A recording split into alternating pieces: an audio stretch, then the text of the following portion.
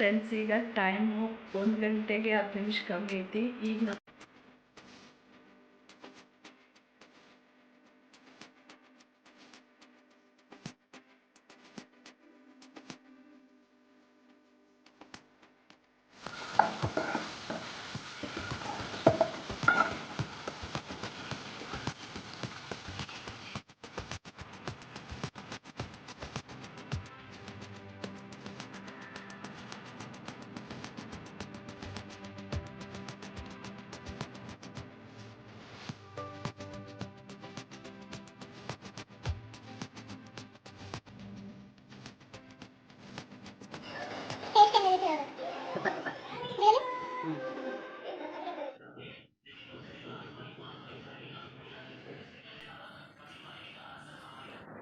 Hi friends, welcome back to the channel Manjushree general and kitchen. I hope so ಎಲ್ಲರೂ ಆರಾಮದಿರಿ ಅನ್ಕೊಳತ್ತೀನಿ. ನಿಮ್ಮ ಒಂದು ಪ್ರೀತಿ ಪ್ರೋತ್ಸಾಹದಿಂದ ನಾವು ಆರಾಮದೀವಿ.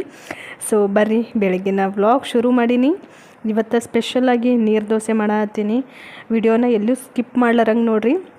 ಇವತ್ತಿನ ವ್ಲಾಗ್, ಇವತ್ತಿನ ರುಟೀನ್ ನಂದು ಯಾವ ರೀತಿ ಇರ್ತೈತೆ ಅಂತೇಳಿ ನಿಮ್ಮ ಜೊತೆಗೆ ಶೇರ್ ಮಾಡ್ಕೊತ ಹೋಗ್ತೀನಂತ. ಸೊ ಅದಕ್ಕೂ ಮುಂಚೆ ನನ್ನ ಚಾನಲ್ಗಿನ್ನೂ ಯಾರೆಲ್ಲ ಸಬ್ಸ್ಕ್ರೈಬ್ ಆಗಿಲ್ಲ, ದಯವಿಟ್ಟು ಸಬ್ಸ್ಕ್ರೈಬ್ ಮಾಡಿಕೊಂಡು ಸಪೋರ್ಟ್ ಮಾಡಿರಿ. ಯಾವುದೇ ಕಾರಣಕ್ಕೂ ಒಂದು ಲೈಕ್ ಕೊಡೋದನ್ನು ಮರಿಬೇಡ್ರಿ. ಸೊ ಬರೀ ವಿಡಿಯೋನ ಶುರು ಮಾಡೋಣಂತ. ಕೆಲವೊಬ್ಬರು ನೀರು ದೋಸೆ ಅಂದ ತಕ್ಷಣ ಡಿಫಿಕಲ್ಟ್ ಅಂತ ಅಂದ್ಕೊಂಡ್ಬಿಡ್ತಾರೆ. ಅದಲ್ಲದೆ ತೆಂಗಿನಕಾಯಿ ತುರಿ ಅಂತ, ಅದು ಅಂತ, ಇದು ಅಂತ ಸಿಕ್ಕಾಪಟ್ಟೆ ಆ್ಯಡ್ ಮಾಡ್ಕೊತ ಹೋಗ್ತಾರೆ. ಅದೆಲ್ಲ ಏನೂ ಅವಶ್ಯಕತೆ ಇಲ್ಲ ಅಂದ್ಕೊತೀನಿ. ನಾನು ಜಸ್ಟ್ ರೇಷನ್ ಅಕ್ಕಿಯಿಂದ ನೀರು ದೋಸೆ ಮಾಡ್ತೀನಿ. ಪರ್ಫೆಕ್ಟಾಗಿ ಸೂಪರಾಗಿ ಬರ್ತಾವೆ. ಅದ್ರ ಜೊತೆಗೆ ಖಾರ ಚಟ್ನಿ ಇರಬೇಕು, ಸಪ್ಪ ಇರಬಾರ್ದು ಚಟ್ನಿ, ಫುಲ್ಲು ಸ್ಪೈಸಿ ಚಟ್ನಿ ಇರಬೇಕು. ಅಂದ್ರೆ ಟೇಸ್ಟ್ ಅಲ್ಟಿಮೇಟ್ ಆಗಿರ್ತೈತಿ. ಈಗ ನೋಡಿರಿ, ನೀರು ದೋಸೆ ಒಂದೊಂದೇ ಬಿಸಿ ಇದು ಮಾಡಿ ಹಸ್ಬೆಂಡಿಗೆ ಕೊಡತ್ತೀನಿ. ಪಂಚ ಪ್ರಾಣ ಅವ್ರಿಗಂತೂ ನೀರು ದೋಸೆ ಅಂದ್ರೆ. ನನಗೂ ಮುಂಚೆ ಅಷ್ಟು ಇಷ್ಟ ಆಗ್ತಿರ್ಲಿಲ್ಲ, ಆಮೇಲೆ ತಿಂತಾ ಅದು ರೂಢಿ ಆಗಿಬಿಡುತ್ತೆ ನನಗೆ.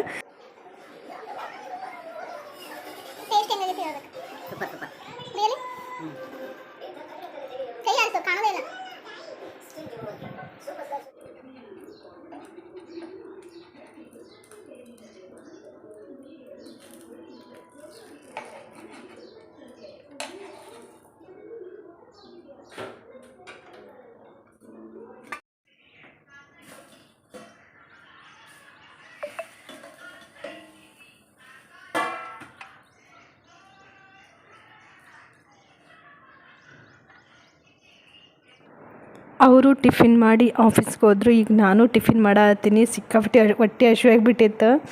ಬೆಳಗ್ಗೆ ಒಂದು ಸ್ವಲ್ಪ ಜಲ್ದಿ ಎದ್ದಿರ್ತೀನಲ್ಲ, ಹಂಗಾಗಿ ಕೆಲಸ ಎಲ್ಲ ಮುಗಿಸ್ಕೋ ಅಷ್ಟರಲ್ಲಿ ಸಾಕಾಗಿಬಿಡುತ್ತೆ.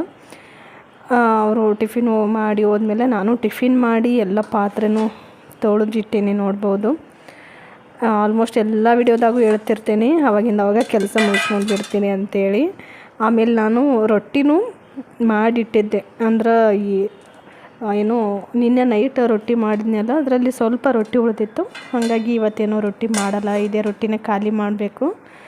ಸೊ ಈಗ ನಾನು ಎಣ್ಣೆಗಾಯಿ ಪಲ್ಯ ಮಾಡೋಕೆ, ಬದನೆಕಾಯಿ ಎಣ್ಣೆಗಾಯಿ ಮಾಡೋಕೆ ಇಲ್ಲಿ ಡಿಫ್ರೆಂಟಾಗಿ ಮಾಡತ್ತೀನಿ. ಟೇಸ್ಟ್ ಮಾತ್ರ ಸೂಪರಾಗಿ ಬಂದಿತ್ತಂತ ಹಸ್ಬೆಂಡ್ ಹೇಳಿದರು. ಹಂಗಾಗಿ ಮತ್ತೊಂದು ಸಲ ಮಾಡತ್ತೀನಿ. ಉಳ್ಳಾಗಡ್ಡಿ ಒಂದು ತೊಗೊಂಡಿನಿ ದೊಡ್ಡ ಸೈಜು, ಮತ್ತು ಒಂದು ಹಿಡಿಯಷ್ಟು ಕೊಬ್ಬರಿ, ಮತ್ತು ಬೆಳ್ಳುಳ್ಳಿ, ಕೊತ್ತಂಬರಿ ಸೊಪ್ಪು. ಆಮೇಲೆ ಇದಕ್ಕೆ ನಾವು ಏನಂದ್ರೆ ಸ್ವಲ್ಪ ಮಸಾಲೆ ಥರನೇ ಮಸಾಲ ಐಟಮ್ಸ್ ಹಾಕ್ಕೊಂಡು ಮಾಡೋ ಥರ. ಮತ್ತೊಂದು ಸ್ವಲ್ಪ ಶೇಂಗಾ ಆದರೂ ಹಾಕ್ಕೋಬೋದು, ಇಲ್ಲ ನಾನು ಶೇಂಗಾದ ಪುಡಿ ಹಾಕ್ಕೊಂಡಿನಿ. ಅದರ ಜೊತೆಗೆ ಸ್ವಲ್ಪ ಅರಿಶಿನ, ರುಚಿಗೆ ತಕ್ಕಷ್ಟು ಉಪ್ಪು, ಆಮೇಲೆ ಧನಿಯಾ ಪುಡಿ, ಅಚ್ಚ ಖಾರದ ಪುಡಿ. ನಿಮ್ಮ ಖಾರಕ್ಕೆ ಎಷ್ಟು ಬೇಕಲ್ಲ ಅನುಗುಣವಾಗಿ ಅಷ್ಟು ನೋಡಿ ಹಾಕ್ಕೋಬೋದು. ಸ್ವಲ್ಪ ಇದ್ರೆ ಗರಂ ಮಸಾಲೆ ಹಾಕೋರಿ, ಇಲ್ಲಾಂದ್ರೆ ಸ್ಕಿಪ್ ಮಾಡ್ಬೋದು, ಹಾಕಲೇಬೇಕು ಅಂತ ಏನಿಲ್ಲ. ಸೊ ಈ ರೀತಿ ಮಾಡಿದ್ದೆ, ಸೂಪರ್ ಟೇಸ್ಟ್ ಬಂದಿತ್ತು. ನಾನೊಬ್ಬರು ಯಾರ್ದೋ ವಿಡಿಯೋ ನೋಡಿದ್ದೆಪ್ಪ, ವೈರಲ್ ವಿಡಿಯೋ. ಅವರು ಹಿಂಗೆ ಮಾಡಿದರು, ಸೂಪರಾಗಿತ್ತು. ಹೆಂಗಿರ್ತೈತಿ ಏನೋ ಅಂತ ಅಂದ್ಕೊಂಡಿದ್ದೆ, ಬಟ್ ಟೇಸ್ಟ್ ಮಾತ್ರ ಸೂಪರಾಗಿ ಬಂದಿತ್ತು. ಸೊ ಇದಿಷ್ಟು ಮಸಾಲಿನ ರುಬ್ಬಿಕೊಂಡು ನಾನು ಬದನೆಕಾಯಿ ಕಟ್ ಮಾಡಿ ನೀರಾಗಿ ಹಾಕಿದ್ದಿಲ್ಲ, ಹಂಗೆ ಕಟ್ ಮಾಡಿದ ತಕ್ಷಣವೇ ನಾನು ಎಣ್ಣೆ ಒಳಗೆ ಹಾಕಿ ಸ್ವಲ್ಪ ಇದು ಫ್ರೈ ಮಾಡ್ಕೊಳತ್ತೀನಿ. ಬದನೆಕಾಯಿ ಸಣ್ಣ ಇದು ಉತ್ತರ ಕರ್ನಾಟಕ ಸೈಡ್ ಅಂತೂ ಇಂಥವು ಜಾಸ್ತಿ ಸಿಗ್ತಾವೆ. ಕೆಲವೊಂದು ಸೈಡ್ ಅಪರೂಪಕ್ಕೆ ಸಿಗ್ತಾವಂತಲೇ ಹೇಳ್ಬೋದು ಎಣ್ಣೆಗಾಯಿ ಬದ್ನೆಕಾಯಿ ಮಾಡೋಕೆ. ನಾನೀಗ ಬದ್ನೆಕಾಯಿ ಫ್ರೈ ಮಾಡ್ಕೊತ ಅದ್ರಾಗ ಸ್ವಲ್ಪ ಅಚ್ಚ ಖಾರದ ಪುಡಿನೂ ಹಾಕಿನಿ.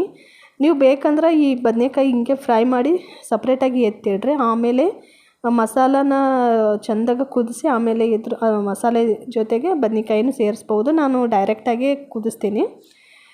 ಮತ್ತು ಸ್ವಲ್ಪ ಒಂದು ಸ್ಪೂನಷ್ಟು ನಾನು ಕಸೂರಿ ಮೇಥಿ ಹಾಕೀನಿ. ಕಸೂರಿ ಮೇಥಿ ಹಾಕಿ ಮತ್ತು ಒಂದು ಸ್ವಲ್ಪ ಫ್ರೈ ಮಾಡಿಕೊಂಡು ರುಬ್ಬಿರೋ ಮಸಾಲನೂ ಈಗ ಹಾಕಿ ಇದನ್ನು ಚೆಂದಾಗಿ ಮಿಕ್ಸ್ ಮಾಡಿ ಸುಮಾರು ಒಂದು 5ರಿಂದ 8 ನಿಮಿಷ ಚೆಂದಾಗಿ ಕುದಿಸ್ಕೋಬೇಕು ಬದ್ನೆಕಾಯಿ. ಸೊ ಎಷ್ಟು ರುಚಿ ಆಗ್ತೈತೆ ಅಂದ್ರೆ ನಿಜವಾಗ್ಲೂ ರೊಟ್ಟಿ ಚಪಾತಿ ಹೇಳಂಗಿಲ್ಲ, ಟೇಸ್ಟ್ ಅಷ್ಟು ಸೂಪರಾಗಿರ್ತೈತಿ. ನಾನು ಆಫೀಸಿಗೆ ಒಂದು ಸಲ ಮಾಡಿ ಕಳಿಸಿದ್ದೆ, ಎಲ್ಲರೂ ಲೈಕ್ ಮಾಡಿದರು. ಮತ್ತೊಂದು ಸಲ ಮಾಡಿಕೊಡು ಅಂತ ಹೇಳ್ರಿ ಅಂತ ಹೇಳಿದ್ರಂತ. ಅಷ್ಟು ರುಚಿಯಾಗಿತ್ತು. ಮತ್ತು ಹುಳಿ ಅಂತೂ ಬೇಕೇ ಬೇಕು ಎಣ್ಣೆಗಾಯಿ ಅಂದಮೇಲೆ. ಅದಕ್ಕೆ ನಾನು ಹುಣಸೆ ಹುಳಿ ಹಾಕೀನಿ. ಒಂದು ಸುಮಾರು 2-3 ಟೇಬಲ್ ಸ್ಪೂನಷ್ಟು ಹಾಕೀನಿ, ಭಾಳ ಹಾಕಿಲ್ಲ. ಸೊ ಇದಿಷ್ಟನ್ನು ಹಾಕಿ ಚೆಂದಾಗಿ ಕುದಿಯಾಕ್ಬಿಟ್ಟು ಲಿಡ್ ಕ್ಲೋಸ್ ಮಾಡತ್ತೀನಿ ಇಲ್ಲಿ. ನೀವು ಖಂಡಿತ ಟ್ರೈ ಮಾಡಿರಿ, ಸೂಪರ್ ಇರ್ತೈತಿ.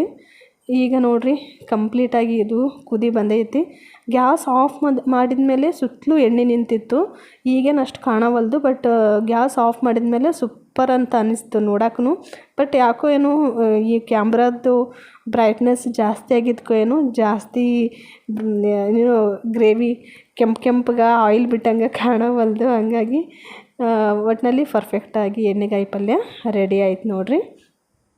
ಟ್ರೈ ಮಾಡಿರಿ, ಒಂದು ಸಲ ಟ್ರೈ ಮಾಡಿ ಕಮೆಂಟ್ ಸೆಕ್ಷನ್ ಒಳಗೆ ತಿಳಿಸಿ. ಹಸ್ಬೆಂಡ್ ಆಫೀಸ್ ಕೊಲೀಗ್ ಒಬ್ಬರು ಈ ಫ್ರೂಟ್ ತೊಗೊಂಬಂದು ಕೊಟ್ಟಿದ್ರು, ಸೀತಾಫಲ ಹಣ್ಣು.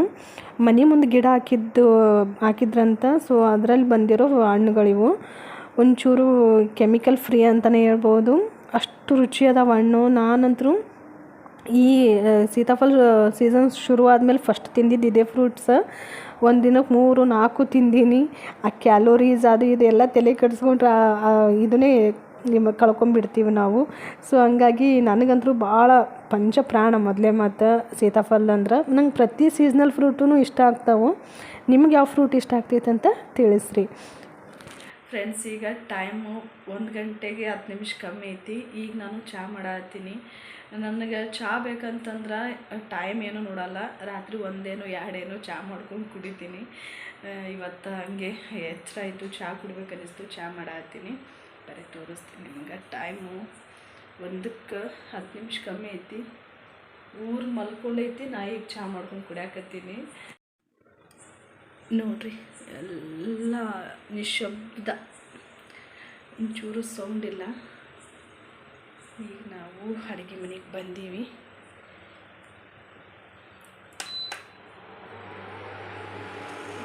ಯಾರಿಗೆಲ್ಲ ಈ ಥರ ಚಹಾ ಕುಡಿ ಕ್ರೇಜ್ ಐತೆ ಅಂತ ಕಮೆಂಟ್ ಸೆಕ್ಷನ್ ಒಳಗೆ ತಿಳಿಸ್ರಿ.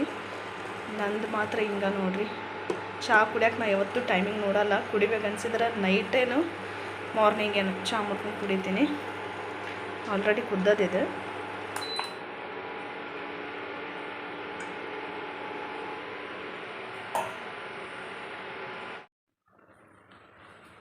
ಕಾಜಿನ ಕಪ್ ಒಳಗೆ ಕುಡಿಕಿತ್ತ ಈ ರೀತಿ ಸ್ಟೀಲ್ ಕಪ್ ಒಳಗೆ ಕುಡಿದ್ರೊಳಗೆ ಇನ್ನೂ ಮಜಾ ಇರ್ತೈತಿ. ನಿಮಗೂ ಈ ರೀತಿ ಎಕ್ಸ್ಪೀರಿಯೆನ್ಸ್ ಆಗೈತೆ ತಿಳಿಸ್ರಿ. ಯಾರಿಗೆಲ್ಲ ಈಗ ಇಷ್ಟ ಆಗ್ತೈತೆ ಅಂತಲೂ ತಿಳಿಸ್ರಿ ನನಗೆ.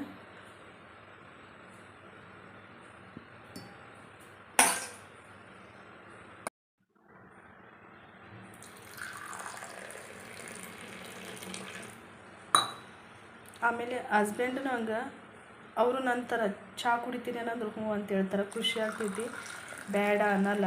ನಮ್ಮ ಮಾಡಿದಾಗ ಚಹಾ ಕುಡಿತಾರೆ ನೈಟ್. ಸೊ ಬಿಸಿ ಬಿಸಿ ಚಹಾ ಕುಡಿನು ಅಂತ ಬರ್ರಿ.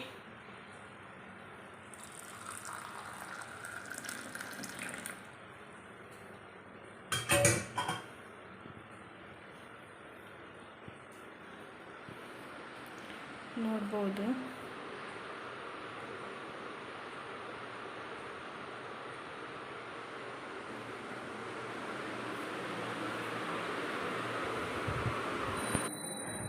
ಫ್ರೆಂಡ್ಸ್, ನೋಡಿದ್ರಿ ಅಲ್ಲ ಇವತ್ತಿನ ಪುಟ್ಟ ವ್ಲಾಗ್. ನಾಳೆ ನಿಮ್ಗೆ ಆಯುಧ ಪೂಜೆ ವ್ಲಾಗ್ ಸಿಗ್ತೈತಿ. ಇವತ್ತಿನ ವ್ಲಾಗ್ ಸ್ವಲ್ಪನಾದರೂ ಇಷ್ಟ ಆಗಿದ್ರೆ ಒಂದು ಲೈಕ್ ಮಾಡಿರಿ, ನಿಮ್ಮ ಫ್ರೆಂಡ್ಸ್ ಆ್ಯಂಡ್ ಫ್ಯಾಮ್ಲಿಗೆ ಶೇರ್ ಮಾಡಿರಿ. ಸಿಗೋಣಂತ ಮುಂದಿನ ಒಂದು ವ್ಲಾಗ್ನಲ್ಲಿ. ಅಲ್ಲಿವರೆಗೂ ಎಲ್ಲರೂ ಖುಷಿಯಾಗಿರಿ. Thank for the watch.